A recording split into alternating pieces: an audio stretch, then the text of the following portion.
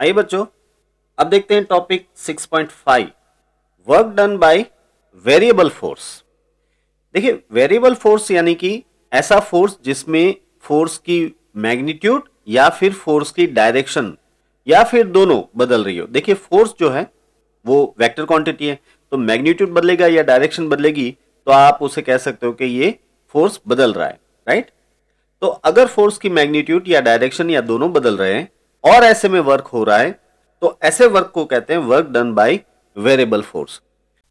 अब मैं बताऊं आपको कि मोस्ट ऑफ द टाइम जो वर्क होता है वो इसी तरह के फोर्स से यानी कि वेरिएबल फोर्स से ही होता है। जैसे कि आप साइकिलिंग कर रहे हो, ठीक है, तो जब आप साइकिलिंग कर रहे हो तब जो पेडल के ऊपर आप फोर्स अप्लाई करते हो तो वो जो फोर्स है वो वेरिएबल फोर्स है कि नहीं। आपके कांस्टेंट फोर्स लगाते हो पेडल पे नहीं। ऐसे ही अगर कोई कार ट्रैवल कर रही है रोड के ऊपर तो उसका फोर्स भी most of the time, not always but most of the time variable होता है। या तो फोर्स की डायरेक्शन बदल रही है या तो उसका मैग्नीट्यूड बदल रहा है, राइट। इसी तरह से जब हम कुछ लिखते हैं तो जब हम लिखते हैं तो फोर्स की डायरेक्शन कंटिन्यूसली बदल रही है, इवन फोर्स का मैग्नीट्यूड भी बदलता रहता है, राइट। हम पेन के ऊपर जो फोर्स लगाते हैं उसकी डायरेक्शन और मैग्नीट्यूड बदलते रहते हैं। तो ऐसे में ये पेन जो ट्रैवल कर रही है उसका जो वर्क हुआ वो वर्क वेरिएबल फोर्स से हुआ है, इसलिए इसे work done by variable force कहते हैं। तो कहने का मतलब यह है कि मोस्ट ऑफ द टाइम जो वर्क होता है वो वेरिएबल फोर्स से होता है। अब इसका इक्वेशन क्या लेंगे? देखिए, अभी तक हमने जो वर्क का इक्वेशन लिया, work W is equal to force into displacement, या फिर जो दूसरा इक्वेशन लिया हमने W is equal to F dot D. तो इन दोनों ही इक्वेशन में जो फोर्स था वो कांस्टेंट फोर्स था। आप ये इक्वेशन तभी अप्लाई कर सकते हो जब फोर्स कांस्टेंट रह रहा हो, राइट। अब हम जो बात करने वाले हैं उसमें फोर्स वेरिएबल रहने वाला है। तो ऐसे में हम वर्क का इक्वेशन कैसे लेंगे, क्या करें, इसके बारे में हम बात करते हैं इस फिगर के साथ। चलिए देखिए, यहां पे आपको एक ग्राफ दिया है F वर्सेस X का। यहां पे F यानी कि फोर्स है और यहां पे X यानी कि डिस्प्लेसमेंट है। और ग्राफ इस तरह से आप देख पा रहे हो, ये ग्राफ इस तरह से। इसका मतलब ये हुआ, अब देखिए फोर्स पहले बढ़ रहा है और फिर थोड़ा सा कम हो रहा है, यानी कि ये वेरिएबल फोर्स है। ये कैसा हो गया? Variable force. यहां पे ये है XI यानी कि इनिशियल पोजीशन और ये है XF यानी कि फाइनल पोजीशन।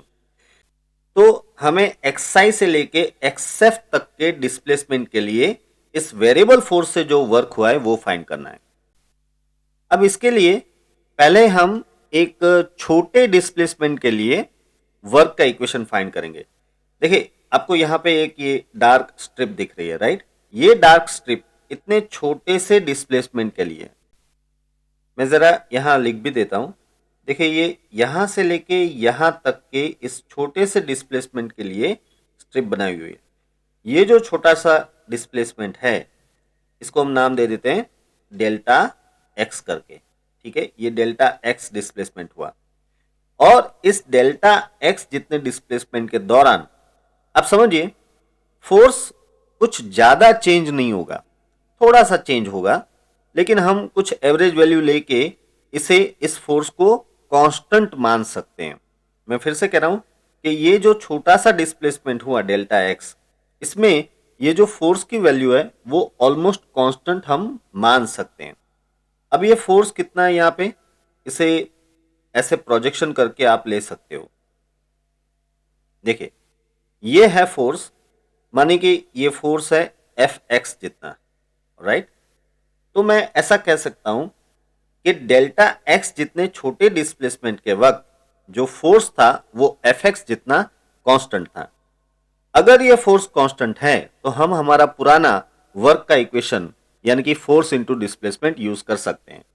तो अब मैं यहां पे लिखता हूं, देखिए इस तरह से, for displacement delta X force is almost constant to F X, so the work done is delta W and delta W will be equal to fx delta x, right. मैंने सिंपली हमारा पुराना इक्वेशन ले लिया है force into displacement, nothing else, क्योंकि यहां पे हम फोर्स को कांस्टेंट मान रहे हैं।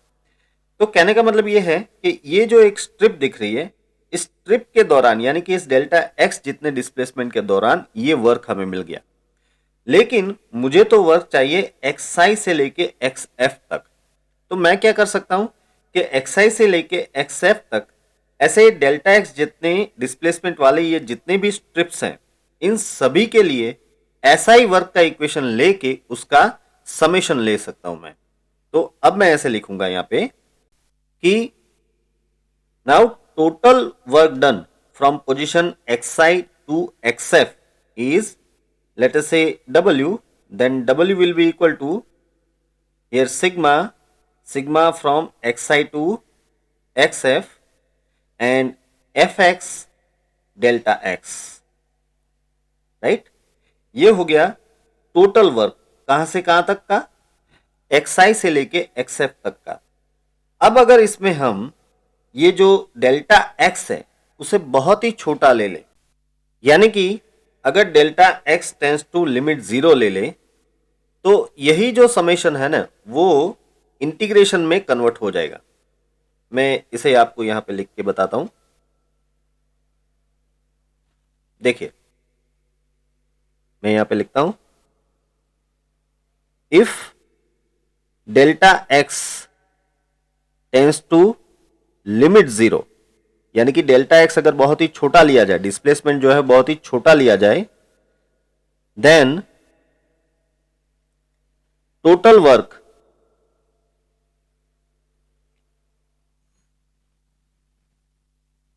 W can be written as this way, W is equal to delta x tends to limit 0 and the same sigma from xi to xf and fx delta x। But जैसा कि मैंने आपको आगे कहा कि अब इस इक्वेशन को आप सिंपली इंटीग्रेशन के फॉर्म में लिख सकते हो, integration xi to xf and here fx dx।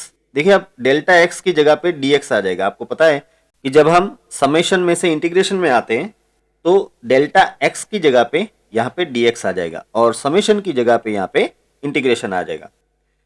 तो बच्चों ये हो गया work done by variable forces from xi to xf। यहां पे ये जो फोर्स है वो x का फंक्शन है, आपने fx लिखा है, यानी कि फोर्स x का फंक्शन है, फोर्स x के मुताबिक बदल रहा है। इन शॉर्ट कि फोर्स यहां पे वेरिएबल फोर्स है। तो ये हो गया बच्चों एक बहुत ही इंपॉर्टेंट इक्वेशन, इसे आपको याद रखना है। मैं इसे ब्रैकेट भी कर देता हूं, work done by variable force. ठीक है, अब यही वर्क हम ग्राफ के एरिया पे से भी ले सकते हैं।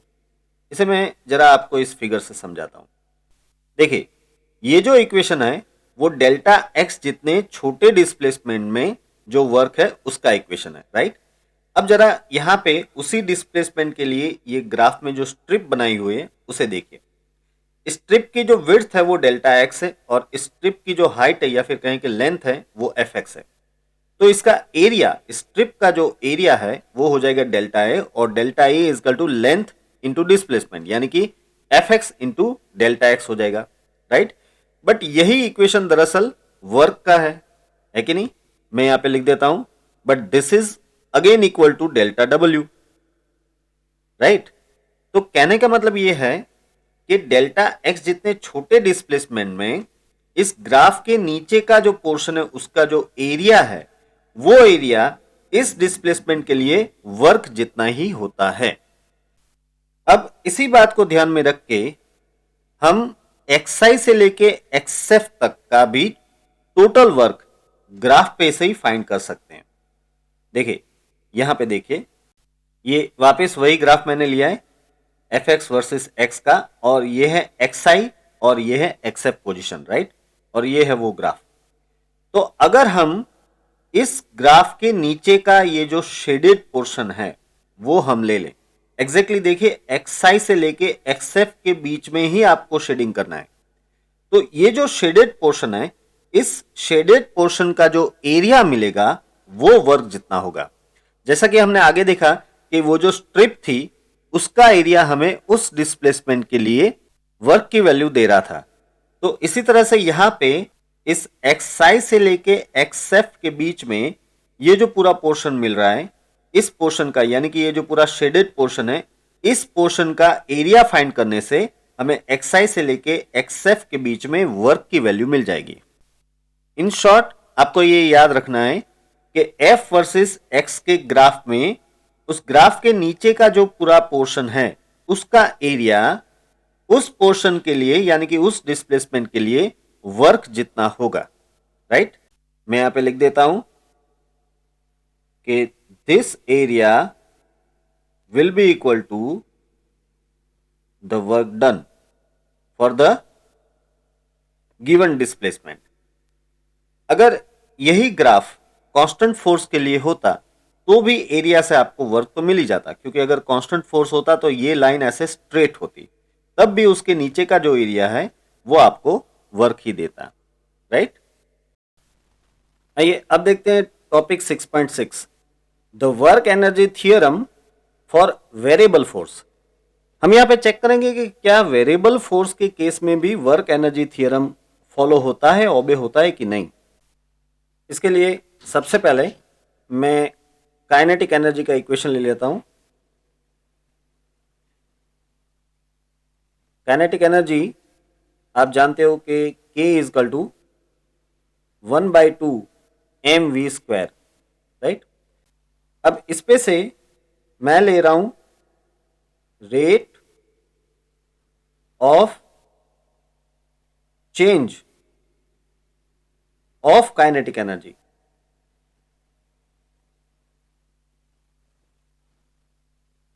Rate of change of kinetic energy तो ये होगा ऐसे dk/dt, यानी कि मुझे काइनेटिक एनर्जी का जो इक्वेशन है इसका डिफरेंशिएशन करना है किससे, t से। तो 1/2m तो कांस्टेंट है और v² का डिफरेंशिएशन हो जाएगा 2v एंड dv/dt, सही है। अब यहां पे 2 कैंसिल हो जाता है तो आप लिख सकते हो m a एंड v। समझिए ये जो dv/dt है ये एक्सेलेरेशन है तो मैंने ले लिया M A, but M A यानी कि फोर्स एफ, तो फोर्स एफ इंटू वी। यहां तक ठीक है। अब समझिए, अब मैं लिख सकता हूं कि dk/dt is equal to force F वही रहेगा। अब जो v है वेलोसिटी, इसको हम लिख सकते हैं dx/dt, सही है। तो इस पे से अब मैं कहूंगा so change in kinetic energy, अब मैं सिर्फ चेंज इन काइनेटिक एनर्जी ले रहा हूं। आगे हमने रेट ऑफ चेंज लिया था, अब मैं सिर्फ चेंज इन काइनेटिक एनर्जी यानी कि डी ले रहा हूं। तो डी के इजकल टू क्या हो जाएगा, एफ डी एक्स हो जाएगा, सही है। अब हम दोनों साइड इंटीग्रेशन ले लेते हैं। इंटीग्रेटिंग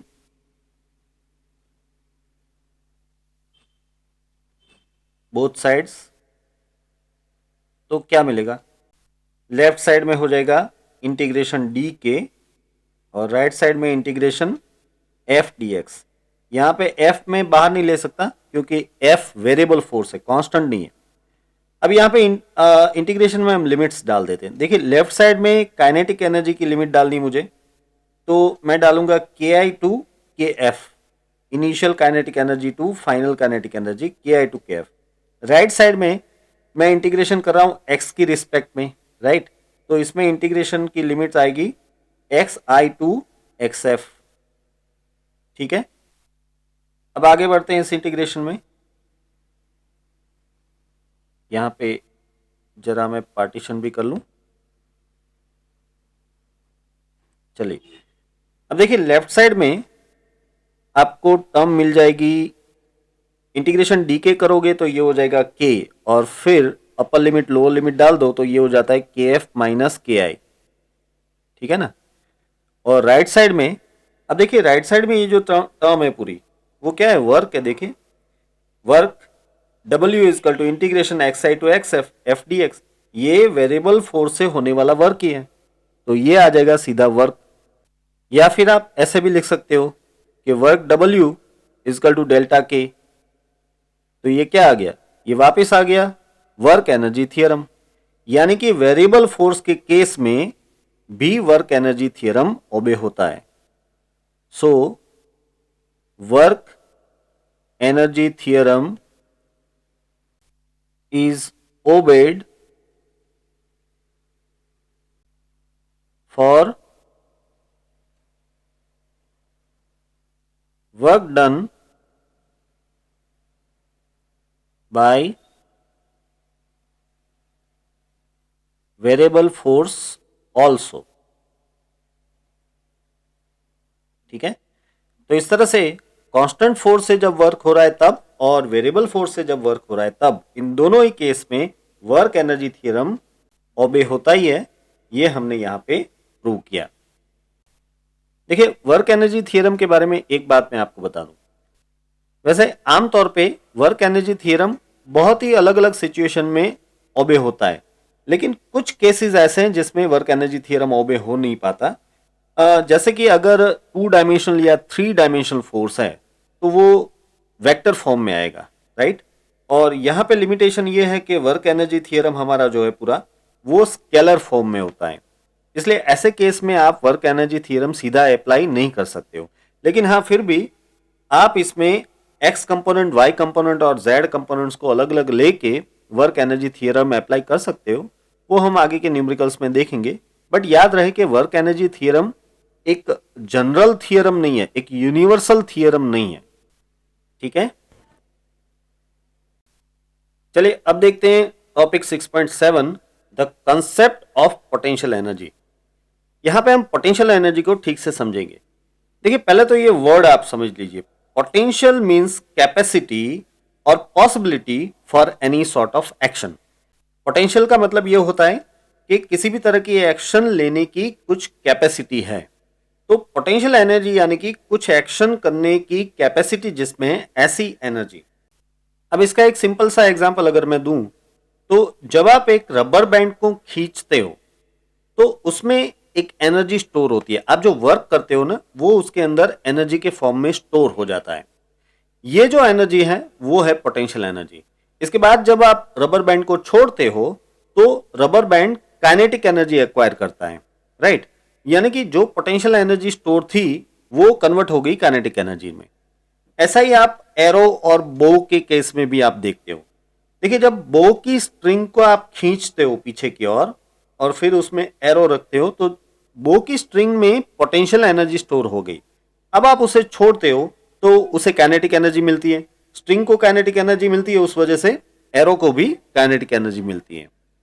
ऐसा ही एक दूसरा एग्जांपल अगर मैं दूं, तो देखिए, हर एक बिल्डिंग में जो भी उसमें पत्थर, ईंट, सीमेंट या और कोई भी चीज, फर्नीचर वगैरह जो कुछ भी पड़ा है, इस सभी में पोटेंशियल एनर्जी स्टोर्ड है। क्योंकि आप सोचिए, जहां से बिल्डिंग बनना शुरू होता है वहां से आप पत्थर, ईंट या फिर जो कुछ भी और दूसरे सामान है, इन सभी को आप वर्क करके ऊपर ले जाते हो। तो यानी कि हर एक चीज में, इस हर एक मटेरियल में कुछ एनर्जी स्टोर होती है, पोटेंशियल एनर्जी के फॉर्म में एनर्जी स्टोर होती है, राइट। अब जब अर्थक्वेक आता है और बिल्डिंग गिरता है तो ये सारी की सारी जो पोटेंशियल एनर्जी स्टोर थी वो पूरी की पूरी काइनेटिक एनर्जी में कन्वर्ट हो जाती है। इस वजह से पूरा का पूरा बिल्डिंग जब नीचे गिरता है तो भारी नुकसान होता है, क्योंकि उसमें ट्रेमेंडस amount of potential energy store थी और वो सारी कन्वर्ट होगी अभी काइनेटिक एनर्जी में, राइट। अब किसी भी ऑब्जेक्ट में ये पोटेंशियल एनर्जी यानी कि खासतौर पे ग्रेविटेशनल पोटेंशियल एनर्जी कितनी स्टोर होती है, इसको समझने के लिए एक एग्जांपल ये देखिए। देखिए, यहाँ पे सरफेस के ऊपर एक कोई मास पड़ा है, लेट अस से मास m। कोई ऑब्जेक्ट है जिसका मास है m। तो ऑब्वियस सी बात है कि इसको नीचे की ओर ग्रेविटेशनल फोर्स लग रहा होगा mg जितना। ठीक है, यह है ग्रेविटेशनल फोर्स mg। अब माने कि मैं इसे ऐसे ऊपर की ओर लिफ्ट कर देता हूं, ऐसे ऊपर मैं ले जाता हूं और कहां तक ले जाता हूं, हाइट h तक। इस तरह से हाइट h तक मैं इसको ऊपर की ओर ले गया। अब इस दौरान जो भी वर्क इसमें किया वो वर्क पोटेंशियल एनर्जी के फॉर्म में स्टोर हो जाएगा। अब समझिए कि वर्क कितना होगा। देखिए इसको नीचे की ओर mg फोर्स लग रहा है, तो ऑब्वियसली मुझे ऊपर की ओर mg जितना फोर्स लगा के इसे लिफ्ट करना पड़ेगा। ऑलराइट, तो अब हम कह सकते हैं कि work done to lift the object is what, W is equal to mgh। समझिए यहां पे mg जो है वो फोर्स है और h जो है वो डिस्प्लेसमेंट हुआ है कि नहीं।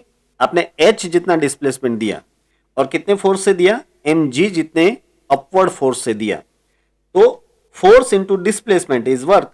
तो फोर्स हो गया mg और h है इसका डिस्प्लेसमेंट, तो ये हो गया वर्क। अब ये वर्क पोटेंशियल एनर्जी के फॉर्म में स्टोर हो जाता है। So now we can write that potential energy of object at height h, यहां पे हाइट h पे इसकी पोटेंशियल एनर्जी जो है वो हो जाएगी VH इजकल टू mgh। देखिए VH जो है वो हाइट h की पोटेंशियल एनर्जी दिखा रहा है, पोटेंशियल एनर्जी के लिए सिंबल है V, तो potential energy at height h will be mgh। यहां पे एक चीज मुझे मेंशन करनी चाहिए कि here h is very less than radius of earth re, h is very less than re, right? ऐसा क्यों?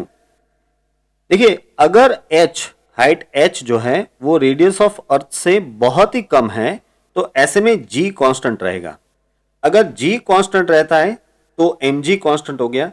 अगर mg कांस्टेंट है तभी आप mg into h is equal to work ले सकते हो। देखिए force into displacement is equal to work कब लेते हैं हम, जब फोर्स कांस्टेंट हो। तो यहां पे mg कांस्टेंट होना चाहिए। mg कांस्टेंट तब होगा जब g कांस्टेंट है। g तब कांस्टेंट होगा जब हाइट h बहुत ही कम है, किससे, रेडियस ऑफ अर्थ से, राइट। अगर h बहुत ही ज्यादा हो जाए तो जैसे जैसे आप ऊपर जाते हो वैसे वैसे g की वैल्यू कम होती जाती है, यानी कि mg बदलता जाएगा, तब हम ये इक्वेशन नहीं लगा सकते। एनीवेज, तो ये हो गया एक इंपॉर्टेंट इक्वेशन पोटेंशियल एनर्जी के लिए। इसे दरअसल ग्रेविटेशनल पोटेंशियल एनर्जी भी कहते हैं। ऑलराइट, अब हम एक और इंपॉर्टेंट इक्वेशन डिराइव करते हैं इसमें से। देखिए मैं इस इक्वेशन का डिफरेंशिएशन ले लेता हूं h की रिस्पेक्ट में, dvh बाई dh। तो यहां पे mg तो कांस्टेंट है और h का डिफरेंशिएशन हो जाएगा जस्ट 1, राइट। ऐसे आपको इक्वेशन मिलेगा। अब देखिए mg यानी क्या हो जाता है, फोर्स F, तो मैं लिख सकता हूं यहां पे फोर्स F। तो अब मैं इस इक्वेशन को ऐसे लिख सकता हूं, F is equal to minus dvh by dh, right. F is equal to minus dvh by dh, या फिर इन जनरल फॉर्म मैं ऐसे लिख सकता हूं, Fx is equal to minus dv by dx। देखिए पहले मैं यहां पे माइनस साइन क्यों है वो क्लियर कर देता हूं। ये जो फोर्स है वो ग्रेविटेशनल फोर्स है mg, राइट।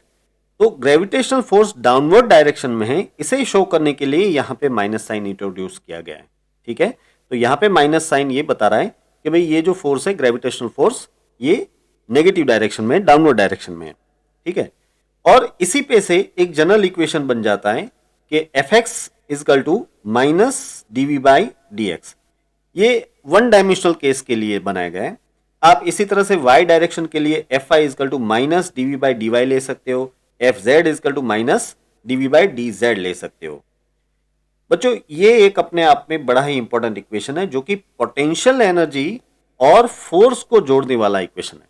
यहां पे आप पोटेंशियल एनर्जी और फोर्स का रिलेशन पा रहे हो, राइट।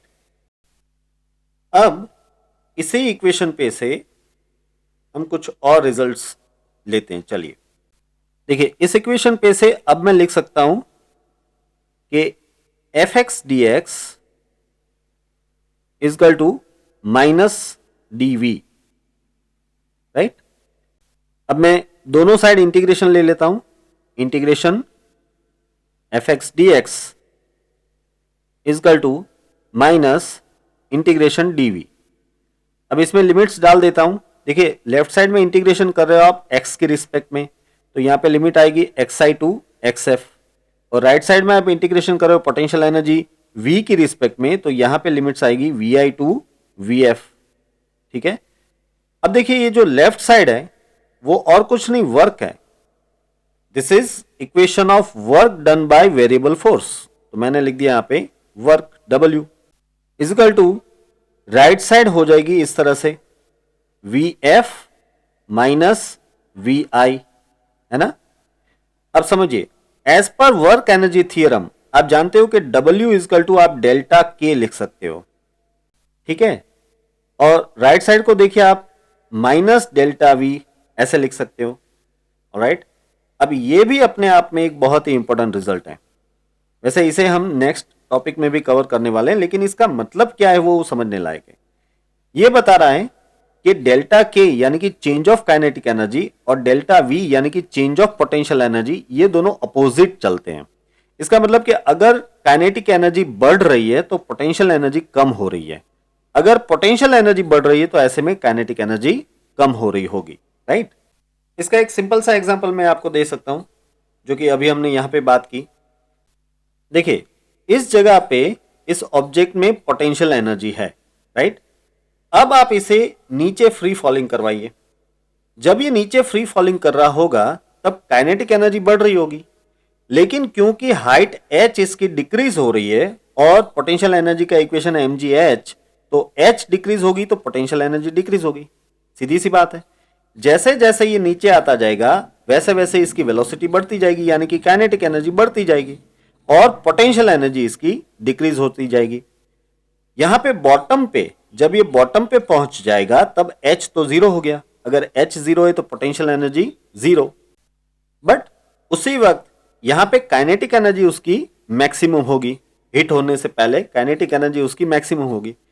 ये काइनेटिक एनर्जी कितनी होगी, जितनी पोटेंशियल एनर्जी यहां पे हाइट h पे थी, ठीक है। तो अब ये बात हम यहां पे पुटअप कर लेते हैं। देखिए मैं यहां पे लिख लेता हूं, if the object is allowed to fall freely from height h, the kinetic energy will be equal to the potential energy at height h। यानी कि हाइट h पे ऑब्जेक्ट की जो पोटेंशियल एनर्जी थी उतनी ही काइनेटिक एनर्जी उसे जब वो बॉटम में पहुंचेगा तब मिल जाएगी। तो इस पे से अब हम लिख सकते हैं कि the kinetic energy K is equal to the potential energy V, right. और इसका मतलब कि हम कह सकते हैं कि 1/2 mv square is equal to mgh। अब यहां पे m कैंसिल हो जाएगा तो हमें v स्क्वायर का इक्वेशन मिल सकता है, v square is equal to 2gh, या फिर कहें कि v is equal to under root of 2gh। यहां पे v फाइनल वेलोसिटी है, राइट। ये इक्वेशन कुछ जाना पहचाना लग रहा होगा आपको, है ना।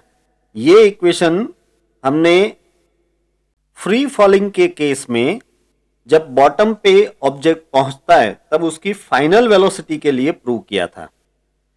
वहां पे हमने ये इक्वेशन प्रूव किया था कांस्टेंट एक्सेलरेटेड मोशन के इक्वेशन से, जबकि यहां पे हम ये प्रूव करें पोटेंशियल एनर्जी के इक्वेशन से, राइट।